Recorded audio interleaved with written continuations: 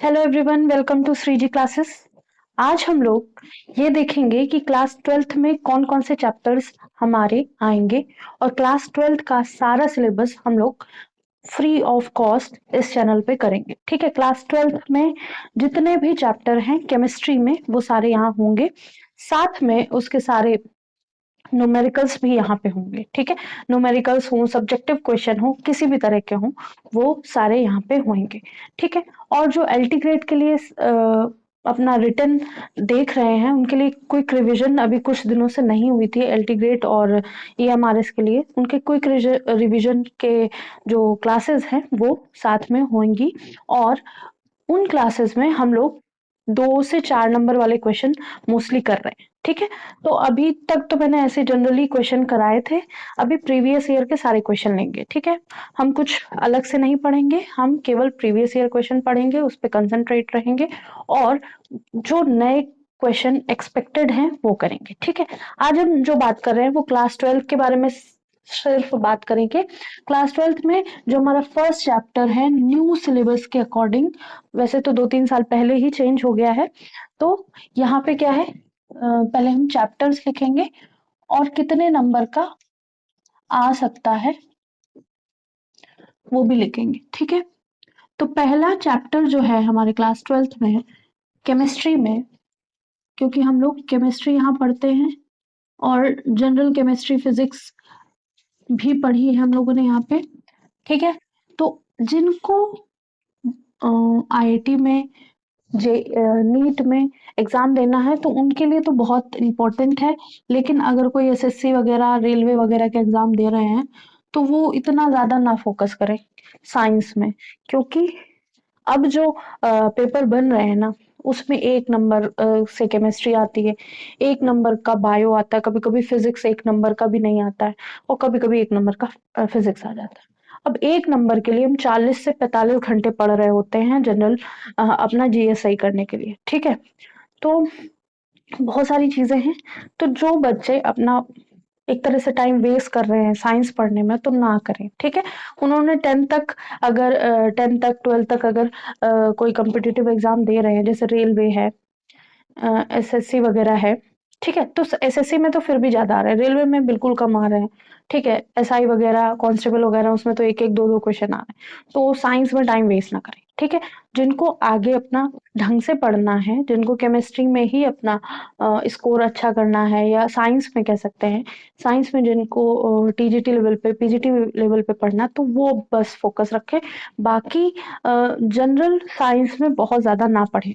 ठीक है, अगर किसी को करना है कि हमें वो 1 नंबर भी नहीं छोड़ना है तो ही पढ़े। ठीक है, जब आपका सारा कंप्लीट हो जाए तब पढ़े। ठीक है, क्योंकि जो भी रिसेंट में 5-6 2-3-4 महीने में पेपर हुए हैं उसमें बहुत कम क्वेश्चन आए साइंस में। ठीक है, तो अब हम पहले देख लेते हैं फर्स्ट चैप्टर, फिर साथ में बात भी करते रहेंगे। तो पहला चैप्टर है हमारा सॉल्यूशन। सॉल्यूशन जो चैप्टर है ये बहुत इंपॉर्टेंट चैप्टर है, 7 नंबर का आएगा हमारा, 7 से 8 नंबर का आ सकता है, और 2 से 3-4 क्वेश्चन हमें देखने को मिलेंगे हमारे एग्जाम में। सेकंड है इलेक्ट्रोकेमिस्ट्री। इलेक्ट्रोकेमिस्ट्री इलेक्ट्रोकेमिस्ट्री जो है ये हो सकता है 9 नंबर की, 8 नंबर की, 10 नंबर की आ जाए, तो ये 9 से 10 हम लेके चलते हैं। ठीक है, थर्ड जो चैप्टर है हमारा, यहाँ पे 10 ही चैप्टर है मेरे ख्याल से। हाँ, ठीक है, थर्ड है हमारा केमिकल काइनेटिक्स। ठीक है, काइनेटिक्स पढ़नी, बहुत अच्छे से पढ़नी है। हम इसमें मतलब 12th लेवल का तो होगा ही, साथ में हम 11th का जो भी इसमें कनेक्टेड होगा वो भी करेंगे, और जो भी बच्चे अपना बेसिक्स अच्छा करना चाहते हैं अपने नेक्स्ट एग्जाम्स के लिए, उनका भी बहुत अच्छे से रिवीजन हो जाएगा। या फिर कह सकते हैं जिन्होंने नहीं पढ़ा है उनका तो सिलेबस ही हम करवा रहे हैं, और जिन्होंने पढ़ा है उनका हम पूरा रिवीजन कराएंगे। ठीक है, DNF block element, DNF block element अगर ये आप पढ़ रहे हैं ना, तो अगर टीजीटी लेवल पे देंगे तो इससे क्वेश्चन आते ही आते हैं। ठीक है, छोटा सा चैप्टर है, जल्दी से सिमट जाता है या जल्दी से हम समझ लेते हैं। उस चैप्टर को हम बहुत अच्छे से कवर करेंगे, ठीक है। 5th चैप्टर है हमारे पास कोऑर्डिनेशन कंपाउंड। कोऑर्डिनेशन कंपाउंड जो है बहुत इंपॉर्टेंट चैप्टर, अगर आपने इस लेवल पे पढ़ लिया तो आपको हमेशा क्वेश्चन इसमें देखने को मिलेंगे। अगर आप टीचिंग पर्पस से देख रहे हैं तो अपना जो टीचिंग पर्पस से है या फिर 12th पास करने के पर्पस से है, IIT जेई नीट जो भी आप CUET वगैरह देते हैं तो उसमें 1 से 2 क्वेश्चन आपको देखने को मिलेंगे। यहाँ पे जो बोर्ड एग्जाम है उसमें 7 से 8 आपको नंबर का देखने को मिलेगा, ठीक है। उसके बाद ये हमारा क्या था, ये हमारा फिजिकल का पोर्शन था, ये इनऑर्गेनिक का पोर्शन था। अब हमारा ऑर्गेनिक का पोर्शन है जिसमें haloalkane, haloalkane, haloalkanes देखने को मिलेगा एंड हेलो अरीन्स, ठीक है। Haloalkanes and haloarenes, ठीक है। ये सब चैप्टर का थोड़ा सा रिव्यू हम आज करेंगे, थोड़ा थोड़ा समझेंगे कौन से चैप्टर में क्या है। तो ये 6 से 7 नंबर में आ सकता है। 8th जो चैप्टर है हमारे पास वो है सॉरी 6th चैप्टर है, 6 चैप्टर का दिया। 7 जो चैप्टर है हमारा वो है alcohols, phenols and ether. Alcohols, phenols and ethers, ये भी जो है चैप्टर हमारा 6 से 7 नंबर में हमको देखने को मिलेगा, ठीक है। 6 से 7 नंबर में हमको देखने को मिलेगा। अब जो नेक्स्ट चैप्टर है हमारा 8th चैप्टर। 8th चैप्टर क्या है, 8th चैप्टर है aldehyde, ketone and carboxylic acid. Aldehyde, ketone and carboxylic acid, ठीक है। ये जो चैप्टर है हमारा वो 8 से 9 नंबर में आ सकता है, ठीक है। 8 से 9 नंबर में आ सकता है। 9 चैप्टर जो है, देखिए यहाँ पे ऑर्गेनिक का पोर्शन आप ज्यादा देखने को पाएंगे, ठीक है। फिर 9th है हमारा अमाइंस। अमाइंस के बाद है हमारा 10th बायोमोलिक्यूल्स। बायोमोलिक्यूल्स, जो अमाइंस है वो ऑलमोस्ट 6 से 7 नंबर का आएगा और बायोमोलिक्यूल्स है वो 7 से 8 नंबर का है। तो ऑन एवरेज आपको कोई भी चैप्टर कम मार्क्स का नहीं दिखेगा, ठीक है। सबसे ज्यादा मार्क्स का हमें इलेक्ट्रोकेमिस्ट्री देखने को मिलेगा, बायोमोलिक्यूल्स देखने को मिलेगा और सॉल्यूशन देखने को मिलेगा, साथ में D&F कोऑर्डिनेशन एंड कंपाउंड। ये जितने भी चैप्टर्स हैं, ये सारे चैप्टर्स जो है वो हमको ये बताएंगे कि ये है, ये फिजिकल केमिस्ट्री के बारे में बताएंगे,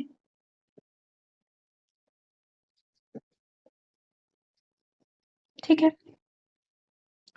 और ये वाला चैप्टर, ये वाला चैप्टर, ये वाला ये किसके लिए बताएंगे, ये बताएंगे ऑर्गेनिक के बारे में। और अब बचा D block, F block, coordination compound and biomolecules. ये किसके बारे में बताएंगे, ये हमको बताएंगे इनऑर्गेनिक के बारे में, ठीक है। स्टार वाले जितने हैं वो क्या बताएंगे, इनऑर्गेनिक केमिस्ट्री, ठीक है। अब बहुत सारे ऐसे बच्चे होंगे जिन्होंने 11th ऐसे ही पार कर ली होगी या ऐसे ही पास कर ली होगी, 12th में पहुंच गए होंगे, तो उनके लिए थोड़ा सा डिफिकल्ट होगा क्योंकि 11th में बहुत सारा बेसिक है, वो बेसिक आपको आना चाहिए, ठीक है। इस चैप्टर का जो बेसिक होगा वो एक क्लास में करेंगे, फिर सारा चैप्टर हम करेंगे। फिर इस चैप्टर का जो बेसिक होगा वो हम पहले करेंगे, उसके बाद चैप्टर करेंगे।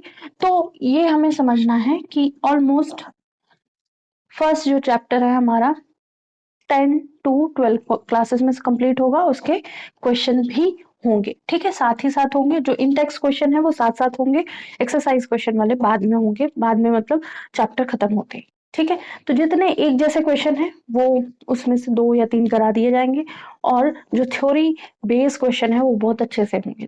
तो जब तक आपका एग्जाम आएगा उससे 2 महीने पहले ही सारे चैप्टर्स खत्म कर दिए जाएंगे। ठीक है, तो अब ये आपको समझना है कि जो समर वेकेशन होगी, वैसे तो अब बहुत सारे स्कूलों में नहीं हो रही, समर वेकेशन खत्म होते तक आपका 60% सिलेबस हम खत्म कर देंगे।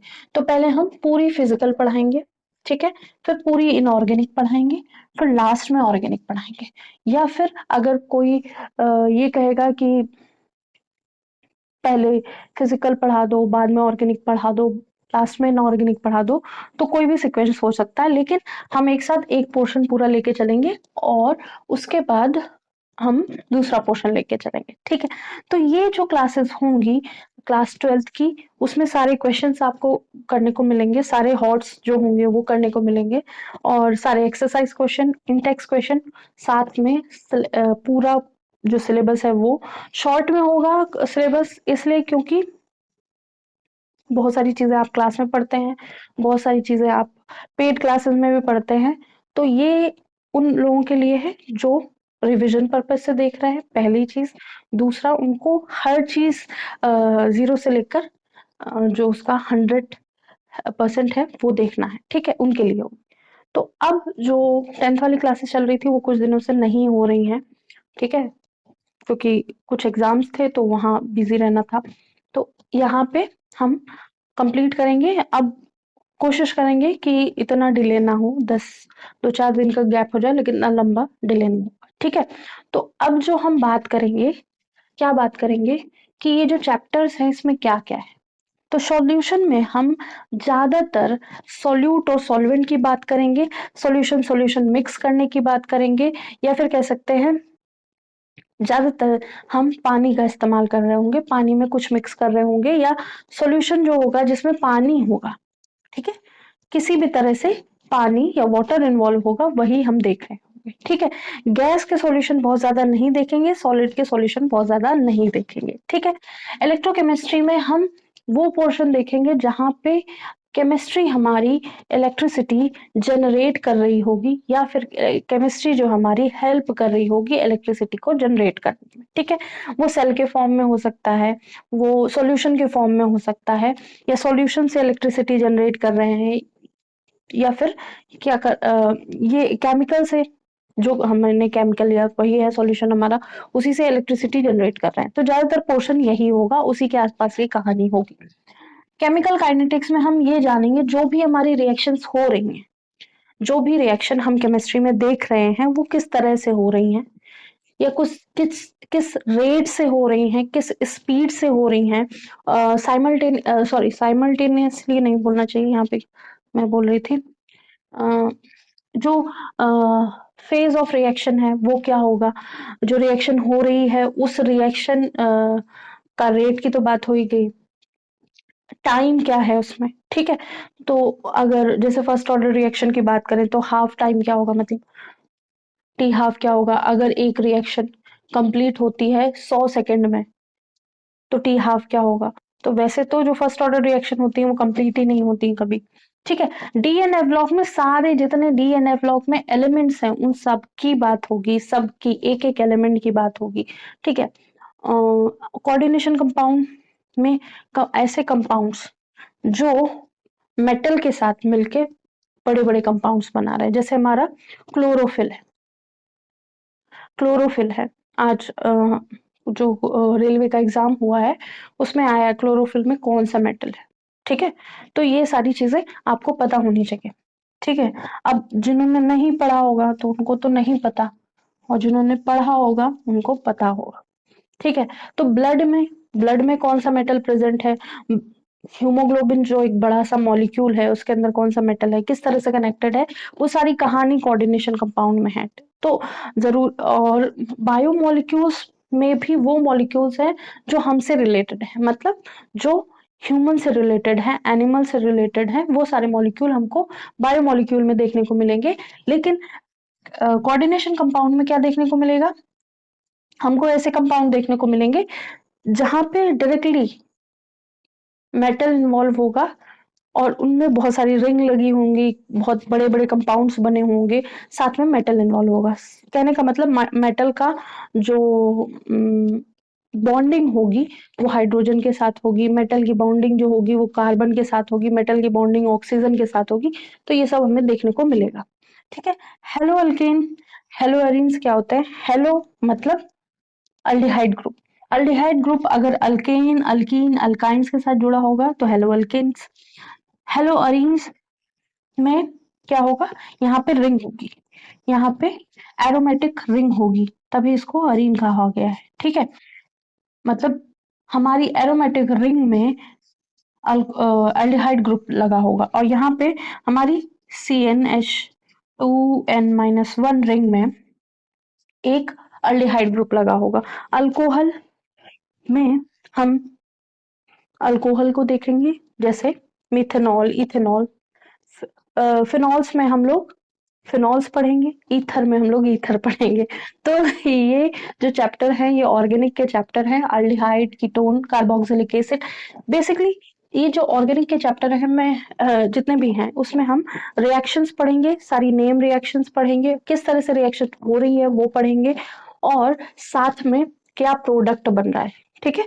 तो कोई कोई रिएक्शन में प्रोडक्ट बहुत इंपॉर्टेंट है, कोई कोई रिएक्शन में प्रोसेस बहुत इंपॉर्टेंट है, और कोई कोई रिएक्शन को नेम रिएक्शन कह दिया गया तो उस रिएक्शन या फिर किसी साइंटिस्ट के सरनेम पे है, किसी साइंटिस्ट के नेम पे है, तो वो नेम रिएक्शन इंपॉर्टेंट है क्योंकि उन्होंने डिस्कवर की थी और वो हमारी केमिस्ट्री में बहुत अच्छा रोल प्ले कर रही हैं या फिर हमारी लाइफ में बहुत अच्छा रोल प्ले कर रही हैं। ठीक है।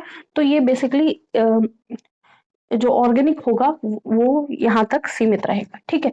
फिर बायोमोलिक्यूल्स जो है, जितने भी मॉलिक्यूल्स हमसे रिलेटेड हैं, जितने भी मॉलिक्यूल्स हमसे हमारे रोज के जीवन में इम्पोर्टेंट है, वो सारे हम यहाँ देखने को मिलेंगे। तो हीमोग्लोबिन बेसिकली हमें बायोमोलिक्यूल में देखने को मिलेगा। हीमोस जैसे हीमोग्लोबिन में सीओ लग जाता है, ऑक्सीजन की जगह सीओ ऐड हो जाता है, तब क्या होगा? या फिर कह सकते हैं क्लोरोफिल में कौन सा मेटल होगा, या क्लोरोफिल किस तरह से बिहेव कर रहा है, और बहुत सारे मॉलिक्यूल्स हम देखने को पाएंगे। यहाँ पे शुगर भी यहाँ पे हम देखने को। ठीक है। तो ये रहा सिलेबस, जिसमें कौन से चैप्टर कितने कितने नंबर का है, तो उस हिसाब से हम अम, ये कह सकते हैं कि ऑलमोस्ट सारे चैप्टर्स एक ही तरह से इम्पोर्टेंट है। ये 7-8 नंबर का, ये 9-10 नंबर का, 9-10 नंबर का, तो मतलब 7 और 8 में क्या अंतर है, 9 या 10 में क्या अंतर है, और ये 6-7 में क्या अंतर है? तो मतलब कहने का ये जितने भी चैप्टर्स हैं उनका इम्पोर्टेंस सेम है, और सब में जो नंबर ऑफ क्वेश्चन है लगभग 1-2 कम हो सकते हैं, बाकी सबके एक जैसे क्वेश्चन हमको देखने को मिलेंगे। ठीक है। और साथ में अगर जब क्वेश्चन हो जाएंगे, मतलब क्वेश्चन होंगे, उस दौरान हम ये भी बताते चलेंगे कि ये प्रीवियस ईयर क्वेश्चन है, इस पे फोकस रहिए, इसको बहुत अच्छे से पढ़िए। ठीक है। तो होप सो सिलेबस समझ में आ गया होगा, और ये हम स्टार्ट करेंगे आज से अपना केमिस्ट्री का क्लास 12th का क्लासेस। वैसे तो ये सिलेबस वाली जो क्लास है इसको अलग ही रखेंगे, लेकिन कुछ सॉल्यूशन हम स्टार्ट कर देते हैं आज। ठीक है। तो होप सो इतना समझ में आ गया होगा। इसको रब करते हैं और हम सॉल्यूशन स्टार्ट करते हैं।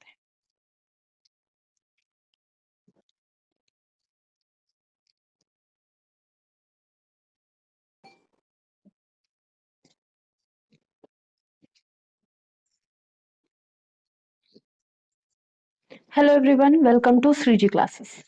आज सॉल्यूशन का फर्स्ट पार्ट हम देखेंगे। सॉल्यूशन में पहली चीज जो हमारा क्लास 12 का फर्स्ट चैप्टर है सॉल्यूशन, उसके बारे में हम बात करेंगे यहाँ। और ये पूरी क्लास फ्री रहेगी और इसमें कोई भी कह सकते हैं कोई भी चैप्टर हटाया नहीं जाएगा, या फिर ऐसा नहीं होगा कि कोई चैप्टर्स नहीं पढ़ाया गया, तो सारे चैप्टर्स ऑलमोस्ट पढ़ाए जाएंगे। तो पहली चीज हमें इस चैप्टर में क्या क्या देखना है, इस यूनिट में टाइप्स ऑफ सॉल्यूशन हम देखेंगे। टाइप्स ऑफ सॉल्यूशन हम देखेंगे। फिर हम ये पढ़ने के बाद, ये चैप्टर पढ़ने के बाद हम ये बता सकते हैं कितने टाइप्स ऑफ सॉल्यूशन होते हैं। मोस्टली जो यहाँ पे बात हो रही होगी वो लिक्विड सॉल्यूशन की बात हो रही होगी, ठीक है। फिर नेक्स्ट जो हम यहाँ पे पढ़ेंगे वो क्या होगा, different unit of solution, different unit of solution, ठीक है। तो ये चैप्टर पढ़ने के बाद हमें डिफरेंट यूनिट ऑफ सॉल्यूशन देखने को मिलेंगी, या फिर हम डिफरेंट यूनिट ऑफ सॉल्यूशंस को जानते होंगे। मतलब एक सॉल्यूशन को कितनी डिफरेंट यूनिट्स में हम या फिर कह सकते हैं कि एक सॉल्यूशन के बारे में हम कितने डिफरेंट डिफरेंट यूनिट में उसको हम देख सकते हैं, ठीक है। या फिर कह सकते हैं कि एक सॉल्यूशन में कितने मोल्स है, एक जगह हम इस पे बात करेंगे, एक जगह हम बात करेंगे ये सॉल्यूशन कितने वेट का है, एक जगह हम बात करेंगे इस सॉल्यूशन का क्या वॉल्यूम है। तो इस तरह से इस रिस्पेक्ट में डिफरेंट डिफरेंट यूनिट पे हम बात कर सकते हैं सॉल्यूशन को पढ़ने के बाद। डिफरेंट यूनिट ऑफ कंसंट्रेशन पे, ठीक है। किस पे बात हो रही होगी, कंसंट्रेशन ऑफ सॉल्यूशन, ठीक है। तो सॉल्यूशन का कंसंट्रेशन कैसा है उस पे हम बात करेंगे, गाढ़ा है, पतला है, उसका वॉल्यूम क्या है, वेट क्या है, उसके अंदर नंबर ऑफ मोल्स क्या है। तो ये सारी हमें चीजें पता चलेंगी, डाइल्यूटेड है, कंसंट्रेटेड है, ठीक है। इसके बाद हमें यहाँ पे हेनरी लॉ देखने को मिलेगा। हेनरी लॉ बहुत इंपॉर्टेंट है, जो केमिस्ट्री पे फोकस है या साइंस पे फोकस है, तो उनके लिए तो बहुत इंपॉर्टेंट है। वो इसकी इंपॉर्टेंस जानते होंगे, मुझे कहने की जरूरत नहीं है। साथ में हम रॉल्स लॉ देखेंगे, रॉल्स लॉ, ठीक है। तो रॉल्स लॉ में भी हम बेसिकली ये सारे लॉ लिक्विड पे बेस होंगे, ठीक है।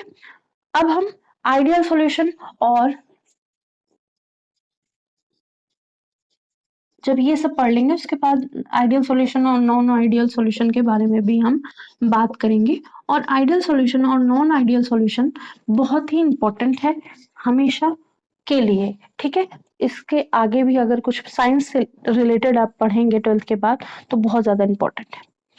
फिर इसके बाद real solution, deviation of real solution from Raoult's law. तो ये तो एक इसका मतलब आइडियल सॉल्यूशन जो है, अगर हम राउल्स लॉ से देखेंगे तो आइडियल सॉल्यूशन से कैसे वो डिविएट हो जाएगा रियल सॉल्यूशन, क्योंकि आइडियल तो कुछ होता ही नहीं है। जिसको भी आपने आइडियल माना होगा वो आज तक कभी भी आपके लिए आइडियल होगा ही, ठीक है। कहने का मतलब कि दुनिया में कोई भी चीज आइडियल नहीं है। हम एक अपना पैरामीटर मानते हैं, अपनी तरफ से मानते हैं कि ये मेरे लिए आइडियल है, ठीक है। एक सिनेरियो बनाया जाता है, पहले हम ये समझ लेंगे, फिर हम आइडियल की भी बात कर लेंगे यहाँ पे, ठीक है। तो deviation from Rawls law, deviation from Rawls law, ठीक है। रॉल्स लॉ से डेविएशन किसका होगा, रियल सॉल्यूशन का, ठीक है। इसके बाद बहुत सारी चीजें हैं इस चैप्टर में, ठीक है। तो बेसिकली हम यहाँ पे रियल सॉल्यूशन की बात कर रहे होंगे, डेविएशन फ्रॉम लॉस, ठीक है। फिर है colligative properties of solution. Colligative property भी हमें पता होनी चाहिए, ठीक है। ये सारी प्रॉपर्टीज जो होंगी सॉल्यूशन की वो किस पे, नंबर ऑफ मोल्स पे डिपेंड कर रही होंगी, ठीक है। नंबर ऑफ मोल्स आपने 11th में पढ़ा होगा, नहीं पढ़ा होगा तो यहाँ क्लियर कर देंगे, ठीक है। फिर इसके बाद एबनॉर्मल कॉलिगेटिव प्रॉपर्टीज, कुछ सॉल्यूशन जो होंगे वो solution shows abnormal colligative properties, ठीक है। तो ये चैप्टर पढ़ने के बाद ये सारे टॉपिक हमारे क्लियर हो जाएंगे। पहला क्या है,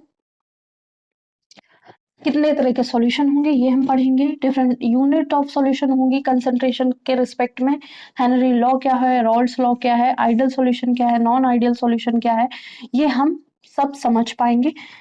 साथ में जो नॉन आइडियल सॉल्यूशन है या रियल सॉल्यूशन है वो डेविएट कैसे करता है रॉल्स लॉ से। कोलिगेटिव प्रॉपर्टी बहुत इंपॉर्टेंट है, हमेशा आएगी अगर सॉल्यूशन आ रहा है, कोलिगेटिव प्रॉपर्टी बहुत इंपॉर्टेंट है। ठीक है, और साथ में कुछ जो सॉल्यूशंस हैं वो एबनॉर्मल बिहेवियर शो करते हैं फ्रॉम कोलिगेटिव प्रॉपर्टी से। ठीक है, तो जितने भी प्रोसेसेस हैं हमारी बॉडी में जितने भी प्रोसेस है ऑलमोस्ट सारे लिक्विड सॉल्यूशन में या सॉल्यूशन फॉर्म में हो रहे हैं जिसमें लिक्विड कहीं ना कहीं इन्वॉल्व है। ठीक है, अब ऐसा कोई कह दे कि हमारी बॉडी में गैसियस सॉल्यूशन का भी पोर्शन है। एक मिनट रुकिएगा। तो ये जितना भी पोर्शन हम पढ़ेंगे उसमें हम ये देखेंगे कि सॉल्यूशन हमारी जिंदगी में, सॉल्यूशन दूसरे की जिंदगी में, या फिर सॉल्यूशन दुनिया में कहीं भी है वो इससे रिलेटेड होगा। ठीक है, तो हमारी बॉडी में जो है लिक्विड फॉर्म में बहुत सारी चीजें हैं वो हम देख भी रहे हैं, समझ भी रहे हैं कि जो सॉल्यूशन है वो एक पूरा प्रोसेस, जैसे हमारा ब्लड है वो सॉल्यूशन फॉर्म में। ठीक है, सॉल्यूशन फॉर्म में क्या, उसमें बहुत सारे पार्ट है, 4 पार्ट है।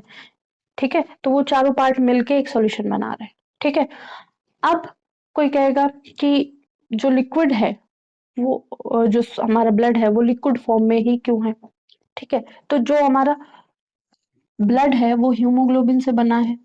ठीक है, साथ में आरबीसी है, डब्ल्यूबीसी है, प्लेटलेट्स हैं।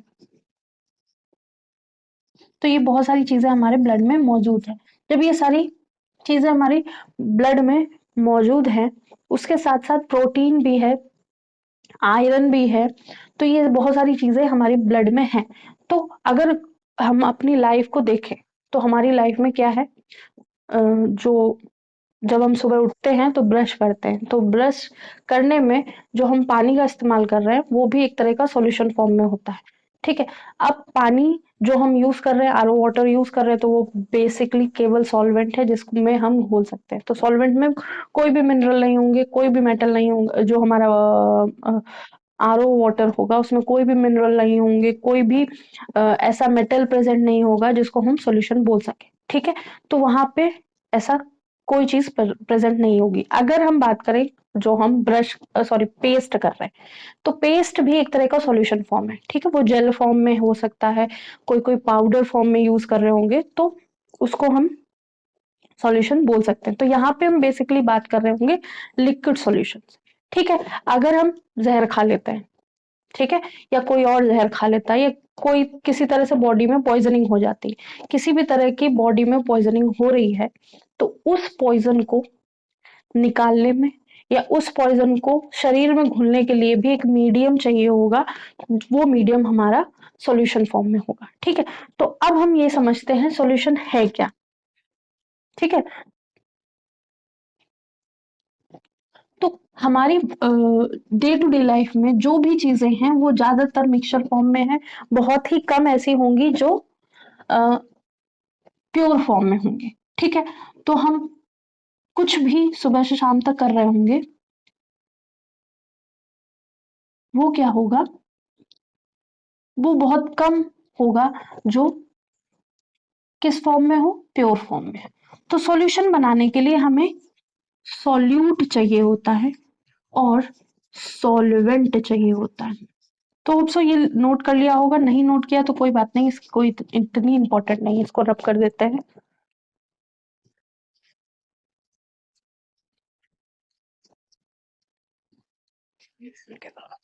हम्म, तो सॉल्यूशन जो है वो दो चीजों से बना होगा, एक होगा हमारा सॉल्यूट, एक होगा सॉल्वेंट। सॉल्वेंट जो भी होगा, जिस फेज में होगा सॉल्वेंट, जिस भी फेज में होगा, अगर हमारा सॉल्वेंट सॉलिड है तो हमारा सॉल्यूशन सॉलिड होगा, अगर हमारा सॉल्वेंट लिक्विड है तो हमारा सॉल्यूशन लिक्विड होगा। सॉल्यूशन का मतलब हमेशा लिक्विड फॉर्म नहीं होता, लेकिन जनरली जो हम पढ़ते हैं सॉल्यूशन का मतलब हम लिक्विड फॉर्म ही लेते हैं। ठीक है, अगर सॉल्वेंट हमारा गैसियस फॉर्म में है तो हमारा पूरा सॉल्यूशन गैसियस फेज में होगा, ये बात ध्यान रखनी। अब हमेशा ये जरूरी नहीं है कि सॉल्यूट जो है वो एक ही हो। सॉल्यूट वन और मोर देन वन हो सकता है। सॉल्यूट मे बी वन और more than one in number. ठीक है, तो इतना आपको समझ में आना चाहिए। अगर हम सॉल्यूशन की बात कर रहे हैं तो एक ऐसा होगा, एक मीडियम होगा, उसके अंदर कुछ घुला हुआ होगा। ठीक है, तो ये क्या कर रहा है, ये घुल रहा है, घुल रहा है। ठीक है, सॉल्यूट जो है हमारा घुल रहा है और सॉल्वेंट जो है हमारा घोल रहा है। छोल लिख दिया मैंने, सॉरी, घोल रहा है। कहने का मतलब जो भी सॉल्वेंट है वो सॉल्यूट को अपने अंदर घोल रहा है। ठीक है, तो अभी हम टाइप्स ऑफ सॉल्यूशन पे नेक्स्ट क्लास में आएंगे। उससे पहले हम ये समझ लेते हैं कि जो आइडियल सॉल्यूशन और नॉन आइडियल सॉल्यूशन की बात होगी तो उसमें हम एक वर्ड यूज करते हैं आइडियल और एक वर्ड यूज करते हैं नॉन आइडियल। ठीक है, पहले इसको हम अब पूरा कर लेते हैं। तो सॉल्यूट जो हमारा है घुल रहा है, मतलब घुलनशील है। एक वर्ड यूज करेंगे, घुलनशील।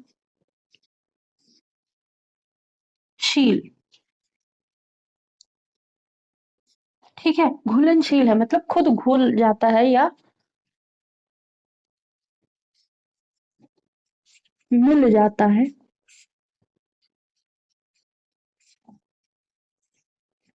इन सॉल्वेंट, सॉल्वेंट के अंदर मिल जाता है। ठीक है, तो कुछ सॉल्यूशन ऐसे होंगे जहां पे हम सॉल्यूट के कोई भी अस्तित्व नहीं पाएंगे या उसका कोई भी चीज हमको देखने को नहीं मिलेगी सॉल्वेंट के अंदर। ठीक है, सॉल्यूट को अलग करने के लिए हम बहुत सारे प्रोसेस करेंगे, जैसे हीटिंग करेंगे। अगर हमने नमक को पानी में घोल दिया, नमक को पानी में घोल दिया तो ये क्या है, हमारा बहुत सारा नमक है, सॉल्ट जिसको बोलते हैं। सॉल्ट या नमक हमने पानी में घोल दिया, तो यहाँ पे सॉल्ट जो है वो क्या है, सॉल्यूट है।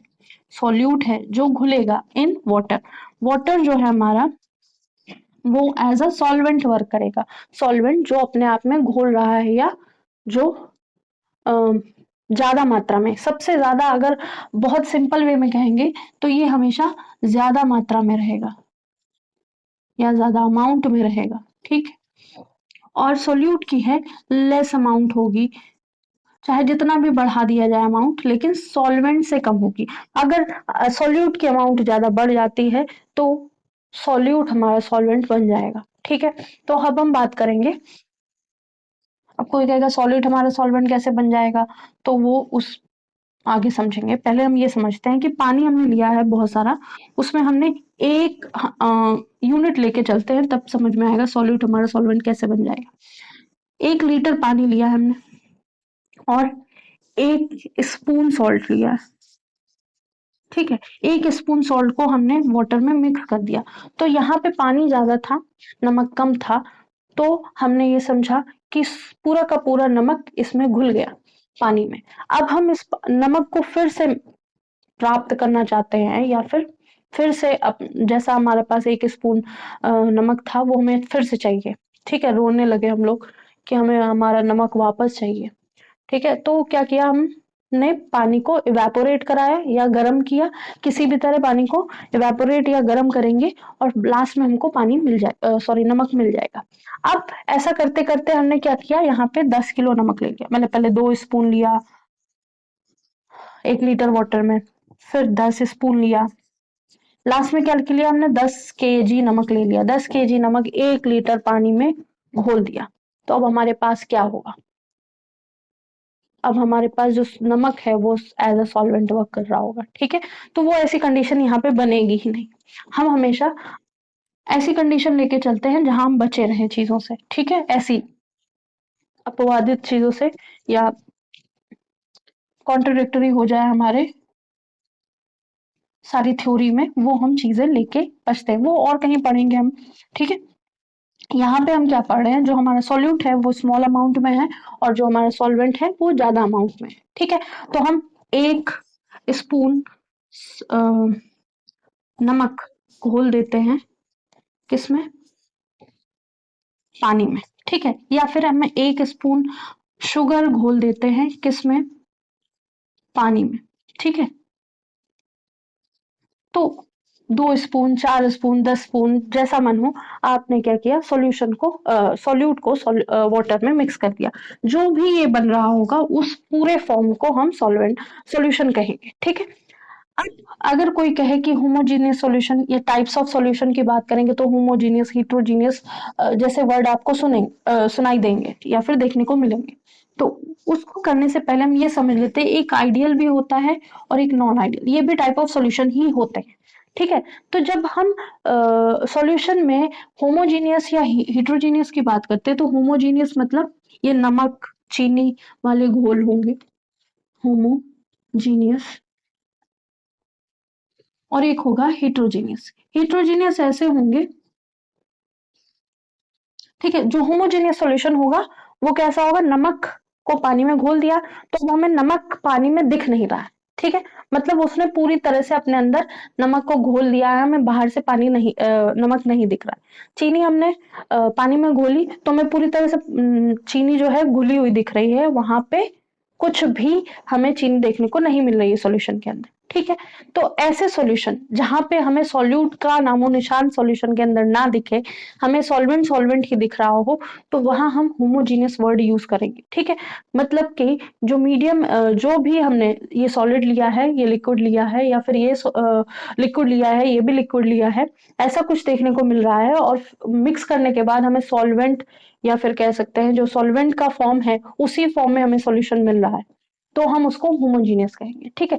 हेट्रोजीनियस क्या होगा, हेट्रोजीनियस ऐसे सॉल्यूशन होंगे जैसे हमने मिट्टी को पानी में मिक्स कर दिया, ये पानी है, इसमें हमने मड मिक्स कर दी, या फिर हमने पानी लिया उसमें सैंड मिक्स कर दी, तो ऐसे सॉल्यूशन बन रहे होंगे तो वो उसको हेट्रोजीनियस कहेंगे। अब सैंड तो घुल नहीं रही होगी पानी में, हम जैसे पानी को पानी में, जैसे कि हमारा पानी है इसके अंदर हमने सैंड डाली 1 चम्मच और उसको घोल दिया, जब घोल दिया तो सारे पार्टिकल्स घूम रहे होंगे लेकिन कुछ टाइम बाद सेटल डाउन हो जाएंगे और हमें ये देखने को मिलेगा कि हम अगर फिल्टर आउट करते हैं या फिल्टर पेपर यूज करके या छन्नी यूज करके किसी तरह से भी हम पानी को छानते हैं तो हमें सैंड अपनी अलग मिल जाएगी। ऐसा ही मिट्टी के साथ भी होगा, मिट्टी थोड़े दिन मिट्टी हमने 1 चम्मच अपने पानी में डाली और उसको घोला, 2 चम्मच डाली, 10 चम्मच डाली, जितनी आपकी मर्जी डाली, थोड़े टाइम के बाद वो मिट्टी नीचे सेटल डाउन हो जाएगी और पानी हमारा अलग हो जाएगा। इस तरह का सॉल्यूशन जो देखने को मिलेंगे उनको हेट्रोजीनियस कहेंगे, ठीक है। तो ये भी एक टाइप ऑफ सॉल्यूशन है। उसके बाद अगर हम ये कहें कि आइडियल सॉल्यूशन और नॉन आइडियल सॉल्यूशन, तो ये भी एक तरह से टाइप ऑफ सॉल्यूशन ही है। अब आइडियल सॉल्यूशन, दुनिया में कुछ भी आइडियल नहीं होता है, नॉन आइडियल सॉल्यूशन सारी चीजें ऐसी ही होती हैं, ठीक है। तो आइडियल हम अपने अकॉर्डिंग मानते हैं, जो हमें अच्छा लगता है उसी को हम आइडियल कह सकते हैं, ठीक, कह देते हैं, ठीक है। तो कुछ लोगों ने कहा कि हमारे आइडियल ये हैं, कोई एक नोन पर्सन, ठीक है, किसी का नाम लेंगे तो फिर डिवाइड कर दिया जाएगा कि हाँ ये इस विचारधारा की हैं या फिर ये उस विचारधारा की हैं, तो किसी का नाम नहीं ले रहे।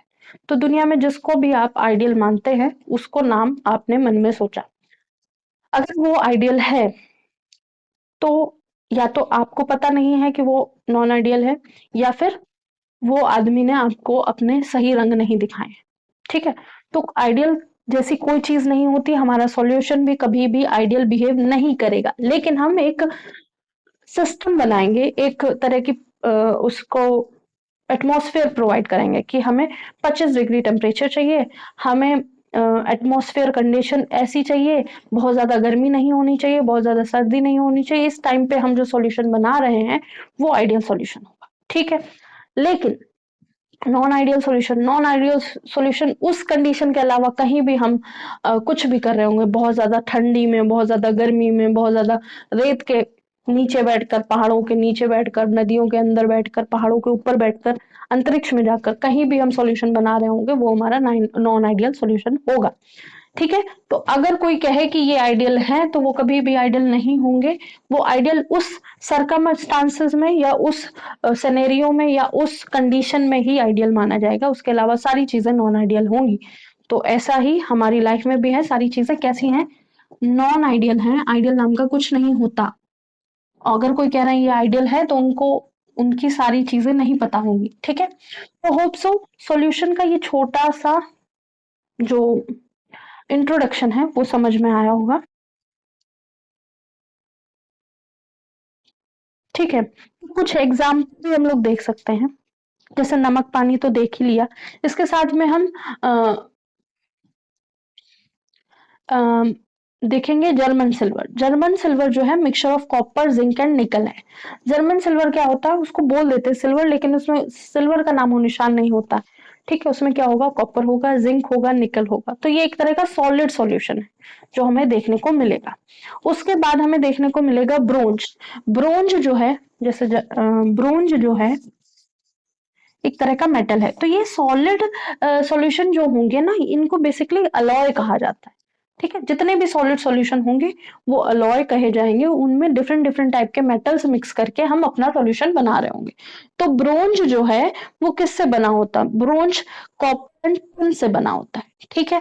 तो कुछ पोर्शन कॉपर का होगा, कुछ पोर्शन टिन का होगा, और जब दोनों को मिक्स करेंगे तो हमें ब्रोंज देखने को मिलेगा। ऐसे ही जर्मन सिल्वर के साथ है। अब बहुत सारे कहेंगे गोल्ड में, गोल्ड 22 कैरेट का, 24 कैरेट का, 18 कैरेट का देखने को मिलेगा। अब तो 9 कैरेट और 11 कैरेट भी अलाउ हो गया है, हो गया तो वो भी हो जाएगा।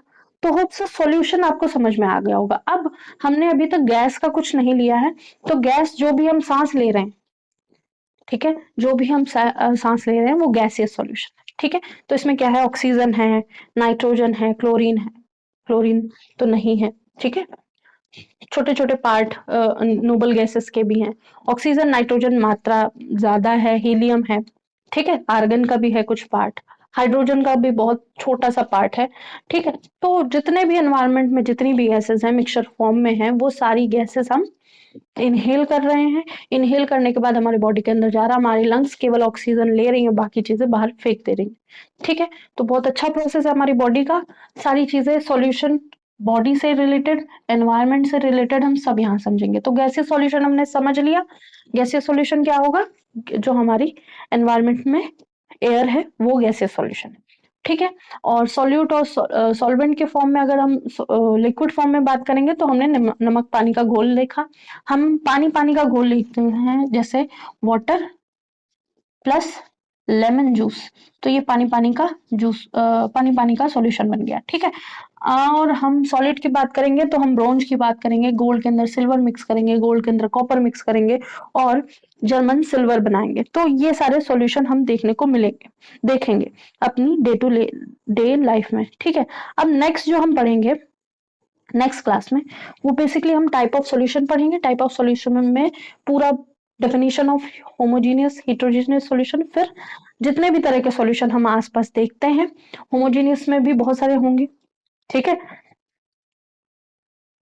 Gases solution, liquid solution, solid solution, सबके अलग अलग टाइप्स भी होंगे। सबके पास तीन तीन टाइप हो गए, सॉलिड में सॉलिड मिक्स करेंगे, सॉलिड में लिक्विड मिक्स करेंगे, सॉलिड में गैस मिक्स करेंगे, लिक्विड में लिक्विड मिक्स करेंगे, लिक्विड में गैस मिक्स करेंगे, लिक्विड में सॉलिड मिक्स करेंगे, गैस में गैस मिक्स करेंगे, गैस में लिक्विड मिक्स करेंगे, गैस में सॉलिड मिक्स करेंगे। तो इस तरह के सारे सॉल्यूशन हम देखेंगे नेक्स्ट क्लास में। होप सो आज की क्लास समझ में आई होगी। आज के लिए इतना ही, थैंक यू।